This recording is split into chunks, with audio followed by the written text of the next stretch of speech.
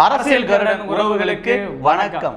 கோகுல், இன்னைக்கு நம்ம பிரத்யேகமான தகவல்களை பற்றி தான் இன்னைக்கு நம்ம ஒரு காணொலி போட போகிறோம். அதாவது கிட்டத்தட்ட நாம் தமிழர் கட்சி வந்து அவங்க கூட கூட்டணி போவாங்களா, இவங்க கூட கூட்டணி போவாங்களா அப்படின்னு பல ரூமர்களை கிளப்பி விட்டு பார்த்தாங்க. இதுக்கெல்லாம் முற்றுப்புள்ளி வைக்கிற மாதிரி தான் இன்றைக்கி ஒரு சம்பவம் நடந்திருக்கு. தரமான சம்பவம்னு கூட சொல்லலாம்.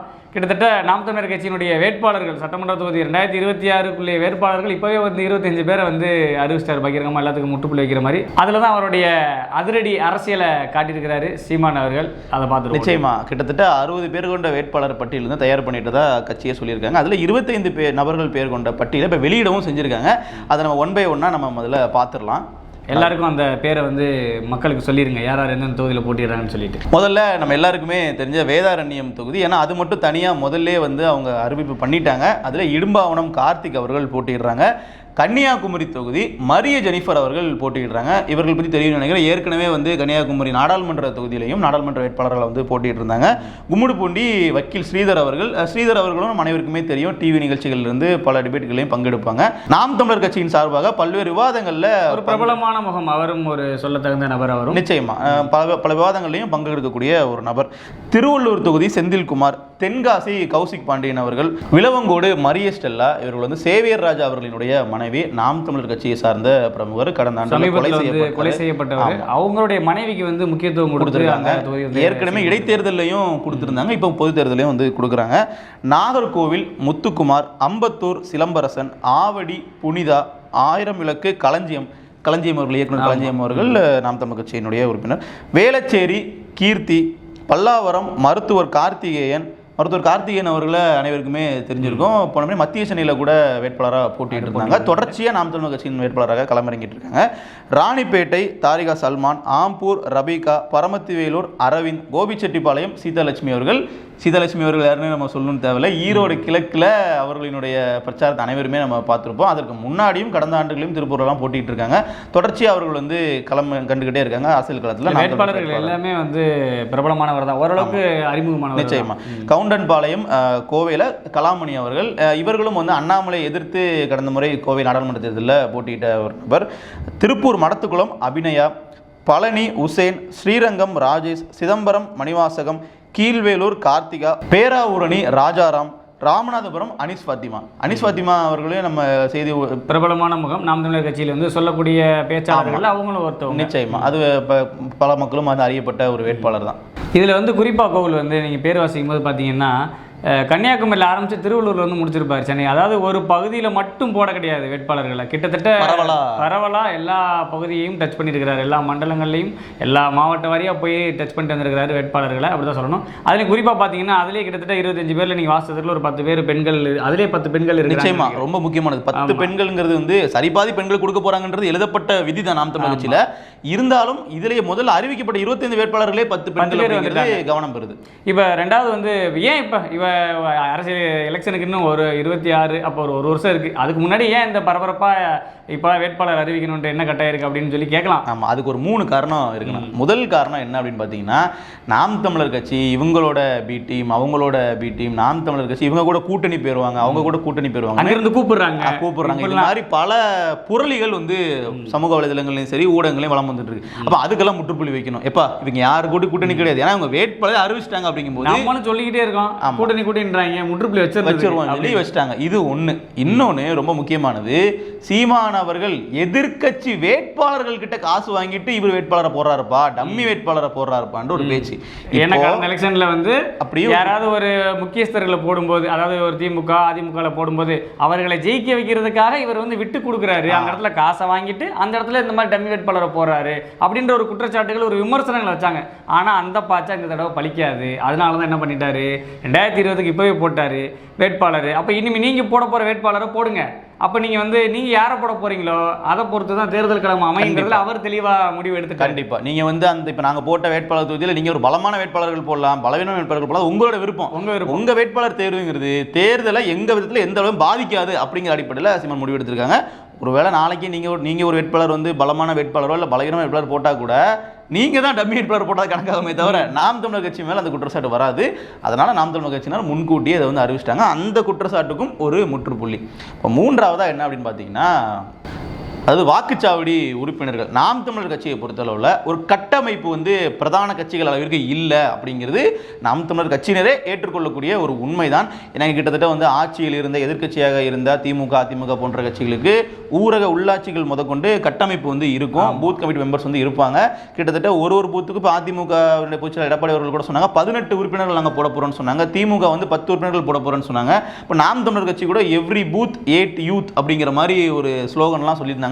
8 உறுப்பினர்கள் போடணும்னு சொல்லி. அந்த மாதிரி ஒரு பூத்துக்கு 8 உறுப்பினர்கள் போடணும் அப்படின்னா அதற்கு இவர்களுக்கு இப்போ இருந்தே அந்த கட்டமைப்பு பண்ணுறதுக்கான காலம் தேவைப்படுகிறது. அதனால தான் இந்த ஒரு வருஷம் முன்னாடியே அவர்கள் வந்து இந்த பணிக்குள்ளே இறங்கி வேட்பாளர்களை அறிவித்து இப்போ ஒரு தொகுதிக்கு ஒரு வேட்பாளர் முடிவு பண்ணிட்டாங்க. அப்போ அந்த தொகுதியை கட்டமைக்க வேண்டிய கடமை அந்த வேட்பாளருக்கு இருக்குது. இப்போ ஒரு பூத்துக்கும் நீங்கள் பூத் கமிட்டி மெம்பர்ஸ் போட்டு இப்போவே அந்த தேர்தல் பணிகளை செய்யுங்க அப்படிங்கிற இடத்துக்கு அவர்கள் வந்து போயிருக்காங்க. இல்லை இப்போ இதில் இன்னொரு விஷயம் என்னென்னா, மற்ற கட்சிகளுக்கும் நாம் தமிழர் கட்சிக்கு நம்ம இந்த இடத்துல வித்தியாசப்படுத்தி பார்க்க வேண்டியது என்னென்னா, மற்ற கட்சிகள்லாம் பூத் கட்டி அமைக்கிறதுக்கு வந்து ஆலோசனை கூட்டங்கள் பல கூட்டங்கள் நடக்கும், பல சண்டைகள் நடக்கும். என்னைய போடுறியா அவனை போடுறியான்னு அதுக்குள்ளே பல கொடுக்கல் வாங்கல். ஏன்னா வாக்குக்கு பணம் கொடுக்கறனால கொடுக்கல் வாங்கலுக்கு போது நான் தான் பணப்பட்டுவாடா பண்ணுவேன், நீ தான் பணப்பட்டுவாடா பண்ணுவேன்னு பல ஊர்களில் அடிச்சு உருண்டு வெட்டுக்குத்து வரைக்கும் போகும். ஆனால் அந்த பிரச்சனை வந்து நாம் தமிழர் கட்சிகளில் கிடையாது. ஏன்னா கமிட்டி மெம்பர்ஸ்க்கு வெட்டுக்குத்து வரைக்கும், பூத் கமிட்டி மெம்பர்ஸ்க்கு வெட்டுக்குத்து வரைக்கும் போகும்னா பார்த்துக்கங்களேன். மற்ற கட்சி இல்லை. ஏன்னா இப்போ ஏரியாக்களை கிளை செயலாளர் நகர செயலாளர் கையில் வந்துட்டு எப்பா இந்த ஏரியாவில் இத்தனை ஓட்டுக்கு நீ பணத்தை பட்டுவாடா பண்ணிடணும், ஓகே இது உன் பொறுப்பு அப்படின்னு போது நம்ம அந்த பொறுப்பு வாங்கி வச்சிருக்கும் போது கட்சியோட தலைமை பணத்தை நம்ம கிட்ட தான் வந்து கொடுக்கும், நம்ம தான் பட்டுவாடா பண்ணணும், அதில் கொஞ்சம் நம்ம சம்பாதிக்கலாம்னு இருக்கக்கூடிய ஆட்கள் இருக்காங்கல்ல. இப்போ நாம் தமிழர் கட்சி தான் காசு கொடுக்க போகிறது இல்லையா, அதனால அந்த வேலை செய்யணுமே. வேலை செய்யறதுக்கு யாரெல்லாம் இருக்காங்களோ வேலை எப்பா என்னை விட்டுருங்கப்பா ஆளுங்க அப்படின்னு சொல்ற மாதிரி தான் இருக்கும். நான் வேற ஓரமாக நின்று வேலை செய்கிறேன்னு நீங்கள் வேலை செய்யுங்க அப்படின்னு சொல்லக்கூடிய ஆட்கள் தான் நாம் தமிழருடைய பூத் கமிட்டி.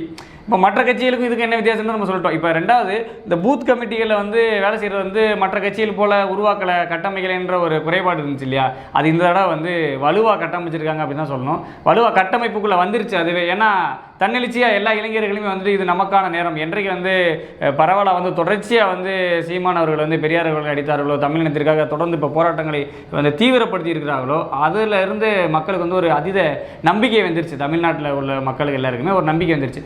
பரவாயில்லப்பா, ஏற்கனவே வந்து நிறையா 36 லட்சம் வாக்குகள் வந்து வாங்கியிருக்கிறாங்க பணம் கொடுக்காம, அப்போ இந்த தடவை வந்து அதிகமாகும் அப்படின்றத விட இரட்டிப்பாகும் நிறைய பேர் சொன்னாங்க. இரட்டிப்பாகிறது இல்லை, இந்த பூத் கமிட்டியுடைய அந்த கட்டமைப்புன்றது வந்து அந்த வாக்குகளை வந்து பல மடங்கு கொண்டு போகுன்றது தான் நம்மளுடைய எதிர்பார்ப்பு. நிச்சயமாக அது டபுள் ஆகும் ட்ரிபிள் ஆகும்னு சொல்ல முடியாது, அதை விட கூடுதலாகவே ஆகுவதற்கு நிறைய வாய்ப்புகள் இருக்கு. நிச்சயமா இப்போ கிட்டத்தட்ட ஓராண்டுக்கு முன்னாடியே சீமானவர் வேட்பாளர்கள் போட்டாங்க அப்படிங்கிறது இங்க பலருக்கும் வந்து ரொம்ப ஒரு அதிர்ச்சிகரமான செய்தியா இருக்கு. ஆனா சீமானவர் என்ன சொல்றாருன்னா இதுவே தாமதம்னு சொல்றாரு. ஏன்னா இதை விட நான் முன்னாடி அறிவிச்சிருப்பேன், ஆனா எங்களுக்கு ஒரு சிக்கல் இருக்கு, அதனால தான் நாங்க இந்த அளவுக்கு நாங்கள் ரொம்ப தேக்கி வச்சு நாங்கள் அறிவிக்கிறோம்னு சொல்றாங்க. அது என்ன சிக்கல்னு பார்க்கும்போது சின்னம் இன்னும் முடிவாகவில்லை, சின்னத்தை சொல்லுங்கய்யா அப்படின்னு கேட்கிறார் சீமான். என்னன்னா இப்போ நீங்க வேட்பாளர் அறிவிச்சிருவீங்க, களப்பணி செய்யணும்னா சின்னம் வேணும்ல, இதுக்கு நீங்க ஓட்டு போடுங்கன்னு சொல்லணும்ல மக்கள்கிட்ட. எங்களுக்கு சின்ன அறிவிக்கல, நாங்க சின்ன அறிவிச்சுக்கு திருப்பியும் வர்றோம், அப்ப நீங்க ஓட்டு கேட்கும்போது அது சரியா வராது இல்லையா, அதனால தான் இந்த அளவுக்கு தள்ளி போறாங்க. ஸோ நிச்சயமா மைக் சின்னம் கிடையாது அப்படிங்கிறத சீமான் அவர்கள் சொல்லிட்டாங்க. ஏன்னா இப்போ ஏற்கனவே விவசாய சின்னம் இருக்கும்போது தான் அதை தடங்கல் பண்ணி வாக்குகளை பண்ணக்கூடாதுன்னு தான் இடையில மைக் சின்னத்தை கொடுத்தாங்க. ஆனா அந்த மைக்கு சின்னத்தையும் வச்சு தனக்கான, ஆனால் அது கொள்கை ரீதியான வாக்கு தானே, கொள்கை ரீதியான வாக்கு வந்து எந்த சின்னம்னாலும் வரும். அங்கே வர்றவங்க வந்து நாம் தமிழர் கட்சி வந்து எந்த, ஏன்னா வாக்கு செலுத்துற எல்லாருமே யாரும் பார்த்தீங்கன்னா கேட்டே வாக்கு செலுத்துறாங்க வயசானவங்களா. சீமான் கட்சி எந்த கட்சிப்பா, அந்த வயசான பாட்டி வந்து அமுக்கினதா கூட நிறைய நம்ம பார்த்தோம், காணொலியெல்லாம் பார்த்தோம். அந்த அளவுக்கு தான் வாக்கு செலுத்துற மக்கள் இருக்காங்க. அவங்களுக்கு ஒரு சின்னம் அப்படிங்கிறது இப்போ சீமான் என்ன சொல்றாரு அப்படின்னு பார்த்தீங்கன்னா, இப்போ நீங்க மற்ற கட்சிகள்லாம் நீங்க புது சின்னம் வாங்க மாட்டேங்கிறீங்க, நீங்க 50 வருஷமா ஒரே சின்னம், காங்கிரஸ் எல்லாம் அதை விட அதிகமாக ஒரே சின்னம். அப்போ அப்படி இருக்கும் பொழுது எங்களுக்கு நாங்கள் மக்கள்கிட்ட அடையாளப்படுத்துகிற மாதிரி உங்களுக்கு ஒரு புது சின்னத்தை நீங்கள் கொடுக்குறீங்கன்னா நீங்கள் அதே மாதிரி ஒரு தேர்தலுக்கும் புது சின்னத்தை வாங்கி நீங்கள் வாக்களிப்பீங்களா? அப்போ நீங்கள் மாட்டீங்க. அப்போ எங்களுக்கு வந்து என்னென்னா இப்போ நாம் தமிழர் கட்சிக்கு அது பெரிய ப்ளஸ் சின்னம்னு சொல்லலாம். ஏன்னா அவர்களுக்கு வந்து பார்த்தீங்கன்னா இப்போ கிடைக்க போகிற சின்னங்கிறது நிரந்தரமான சின்னம் ஆயிரும். ஏன்னா இப்போ அங்கீகரிக்கப்பட்ட கட்சியாக மாறிட்டாங்க, இனிமேல் சின்னத்துக்கான சிக்கல்லாம் வரப்போகிறது இல்லை. ஆனால் இப்போ வாங்க போகிற சின்னம் அப்படிங்கிறது நாம் தமிழர் கட்சியினுடைய கொள்கையை பிரதிபலிக்கக்கூடிய ஒரு சின்னமாக இருக்கணும். இப்போ நீங்கள் உதாரணத்தை எடுத்துக்கிட்டீங்கன்னா கரும்பு விவசாயி சின்னம் கூட இவங்களா கேட்டு வாங்கினதெல்லாம் கிடையாது, அவர்களா வந்து சொல்ல போனால் உயிர் உள்ளதை கொடுக்க முடியாது. ஆப்ஷன் கொடுத்து தான் கொடுக்க முடியும் அப்படின்னு கூட நிறைய விமர்சனம் ஒரு சில ஆப்ஷன் கொடுத்து இதை சூஸ் பண்ண சொல்லியிருக்காங்க. இன்னும் சொல்ல போனால் அது வந்து கரும்பு விவசாயி, அப்போ கிட்டத்தட்ட அவங்க வந்து பார்க்கறதுக்கு ஒரு வடமாநில விவசாயி மாதிரி தான் அவரோட பிக்சர் இருக்கும். ஸோ இருந்தாலும் அதையும் கொண்டு போய் சேர்த்து பல வாக்குகளை வாங்கினாங்க. அப்புறம் மைக் சின்னம்னு சொல்லி கொடுத்து இப்போ அதையும் வந்து பிரபலப்படுத்தி வாக்குகளை வாங்கினாங்க. அப்போ இப்போ வாங்க போகிற சின்னம் ரொம்ப ரொம்ப முக்கியமானது. ஏன்னா இதுக்கப்புறம் எப்படி வந்து உதயசூரியன்னா திமுக, இரட்டை இலைன்னா அதிமுகன்னு இருக்கோ அந்த மாதிரி இப்போ வரப்போகிற சின்னம் அப்படிங்கிறது இதுதான் நாம் தமிழர் அப்படிங்கிறத பிரகடனப்படுத்துகிற மாதிரியான ஒரு சின்னமாக இருக்கும். அதற்கு நாம் தமிழர் கட்சி ரொம்ப டீப்பாக ஒர்க் பண்ணிட்டு இருக்காங்கன்றது தெரியுது. காரணம் என்னென்னா, நாங்கள் சில சின்னங்களை எடுத்து கொடுத்துருக்கோம், எங்களுக்கு வேண்டிய சின்னத்தை நாங்கள் கேட்டிருக்கோம், அதுக்கான பதிலுக்காக காத்திருக்கோன்றாங்க. ஆனாலும் வேட்பாளர்கள் அறிவிச்சிருக்காங்க அப்படின்னா அவர்கள் எந்த அளவுக்கு துரிதமாக இருக்காங்கன்றதை நீங்கள் பாருங்கள். எந்த விதத்துலையும் எதுவுமே நம்ம பார்க்கக்கூடாது. அதாவது சின்னம் அப்படின்றது வந்து எங்களுக்கு ஒரு பெரிய மேட்டர் இல்லை அப்படின்னு நாம் தமிழர் எப்போதும் சொல்லுவாங்க. அது அவங்களுடைய கொள்கைக்கும் சித்தாந்தத்துக்கும் பொருந்துன்னு வச்சுக்கோங்களேன். இன்னைக்கு திமுக இருக்கட்டும், அதிமுக இருக்கட்டும், எல்லா மற்ற கட்சிகளாக இருக்கட்டும், எல்லாருமே வந்துட்டு எங்களுக்கு போட்டியே கிடையாது, நாங்கள் வந்து அவங்களும் ஒரு ஆளே கிடையாது, அவங்க பேரே சொல்ல மாட்டோம் அப்படின்னு சொல்லக்கூடிய கட்சி தலைவர்களே வந்து இன்னைக்கு வந்து சீமானவருடைய சவாலுக்கு வருவாங்களான்னா வரமாட்டாங்க. உங்கள் சின்னத்தை ஓரம் வச்சுட்டு என் கூட ஒரு பொதுவான சின்னத்தில் வந்து போட்டிட்டு உங்கள் கொள்கையை சொல்லி ஓட்டு கேட்டு என் கூட போட்டியிட தயாரான்னு கேட்குறாங்க. இன்றைக்கி வீரவசனம் பேசக்கூடிய திமுகவிடம் சரி அதிமுகவும் சரி அதுக்கு தயாராக இருப்பாங்களா? இருக்க மாட்டாங்க. இல்லை தனித்து ஒரு இடத்துல போட்டியிடுவோம் வாங்க அப்படின்னு சொல்லி கூப்பிட்டா போவாங்களா? போக மாட்டாங்க. சின்னம் இல்லாமல் இவர்களால் நாம் தமிழரோட போட்டியிட முடியாதுன்றது தான் வந்து உண்மை. அது வந்து அவங்களுக்கே தெரியும். சின்னத்தை என்ன தான் நீங்கள் வாக்குக்கு பணம் கொடுத்தாலும் அந்த அடையாளப்படுத்தி 60-70 ஆண்டுகளாக இருக்கக்கூடிய சின்னத்துக்கு தான் வாக்குகளை வாங்குறாங்களே ஒழிய கொள்கைக்காக வாக்கு வாங்கலை அப்படின்றது நமக்கு தெரிஞ்ச இரட்டையில யாருக்கிட்ட இருக்கோ அதுதான் அதிமுக தான் இன்றளவும் ஒரு கூட்டு இருக்கு. இரட்டையில அங்கிட்டு போயிடுச்சுன்னா அவங்க அதிமுகப்பா, இங்கிட்டு இருந்துச்சுன்னா இவங்க அதிமுகன்ற மாதிரி தானே ஒரு கூட்டரே இருக்கு. யாரு நீங்க கொள்கையில பின்பற்ற போறீங்களா இல்ல நான் கொள்கையை பின்பற்ற போறேன்றதான் உங்களுக்கு கணக்கு கிடையாது. சின்ன உங்ககிட்ட இருக்கா இல்ல என்கிட்ட இருக்கா, இதுதான் சின்ன ஓண்ட இருக்கா வாண்ட இருக்கா, அப்ப நான் வாண்ட தான் போடுவேன் அந்த மாதிரி. இதுல நீங்க என்னன்னு பாத்தீங்கன்னா இப்ப திமுக கூட கூட்டணியில போட்டிடுவாங்க. இப்ப வந்து துரை வைகோ அவர்கள் வந்து பாத்தீங்கன்னா போன மாதிரி தீப்பெட்டி சின்னத்துல போட்டிட்டார் தான் திருச்சியில, இல்லன்னு இல்ல. ஆனா அதுக்கு எவ்வளவு போராட்டம் பண்ணாரு அப்படிங்கிறத நம்ம பார்த்துருப்போம். நீங்க உதயசூரியன்ல தான் நிக்கணும்னு சொல்லி நேரு போன்ற அமைச்சர்கள்லாம் வந்து அவர் கட்டாயப்படுத்தினா அவர் மேடையிலே வந்து அழுது புலம்புனார். எங்களுக்கு ஒரு சின்னம் அப்படிங்கிறது அவங்களோட அடையாளமா தான் பார்க்கப்படுது கட்சிகள்ல.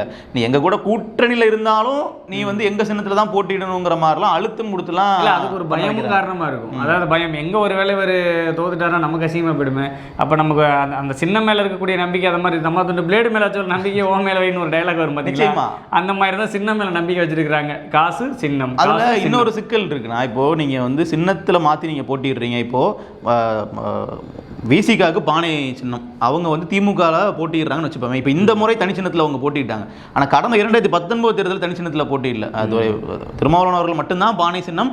எம்பி ரவிக்குமார் அவர்கள் வந்து பார்த்தீங்கன்னா உதயசூரியனில் தான் போட்டிட்டாங்க. ஸோ அது எப்படின்னா, உதயசூரியன் நீங்கள் போட்டிடணும்னா நீங்கள் உதயசூரியனில் அந்த கட்சி திமுகவோட உறுப்பினர் நீங்கள் சேரணும்.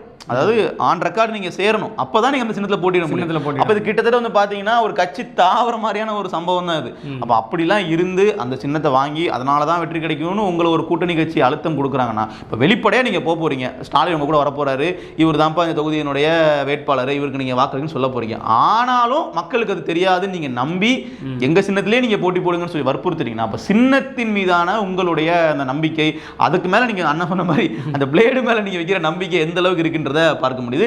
இது எல்லாத்தையும் தகர்த்ததுன்னு சொன்னா அது நாம் தமிழர் கட்சி தான். ஏன்னா பிஜேபி திமுகன்னு ஒட்டுமொத்த பேரும் இதுக்கு உள்ள வேலை பார்த்ததா ஒரு குற்றச்சாட்டு இருக்கு. எல்லாரும் சேர்ந்தா வந்து விவசாய சின்னத்தை முடக்கினாங்க அப்படிங்கிற ஒரு பார்வை இருக்கு. ஆனாலும் மைக் சின்னத்துல இந்த அளவுக்கு வந்து வாக்குகளை வாங்கினது, அதுவும் நாடாளுமன்ற தேர்தலில், சட்டமன்ற தேர்தல்னா கூட நாம் தமிழர் களம் இந்த அளவுக்கு வாங்கினது அப்படிங்கிறது ஒரு மிகப்பெரிய புரட்சிங்கிறத நம்மளால எளிமையாக புரிஞ்சுக்கொள்ள முடியும். நிச்சயமா கோகுல், நிறைய வந்து இன்னைக்கு நாம் தமிழர் கட்சியுடைய அதிரடியான வேட்பாளர் பட்டியலை வந்து நம்ம சொல்லிட்டோம். அதுக்கு உண்டான காரணங்களையும் உள்ள பின்னணியில் உள்ள நோக்கங்களையும் நம்ம சொல்லிட்டோம். இனிமே வருங்காலங்களில் வந்து நாம் தமிழர் கட்சி வந்து அவங்களோட கூட்டணி போவாங்க, இவங்களோட கூட்டணி போவாங்க அப்படின்லாம் கிடையாது. இனிமேல் யாராவது ஒருத்தர் நாம் தமிழர் கட்சி கூட தான் போய் சேரணும், கட்சி கொண்டு இணைக்கணும், இல்லைன்னா அவங்க தான் அவங்களோட கூட்டணி சேரணுமே ஒழிய இனிமேல் வருங்காலங்களில் கூட்டணி போகிறதுக்கு வாய்ப்பு இல்லைன்றது இந்த வேட்பாளர் பட்டியல் மூலிமா நம்ம தெரிஞ்சு போச்சு. மீண்டும் மற்றொரு காணொலியில் நம்ம மற்றொரு தகவலோடு சந்திப்போம். நன்றி, வணக்கம். நன்றி.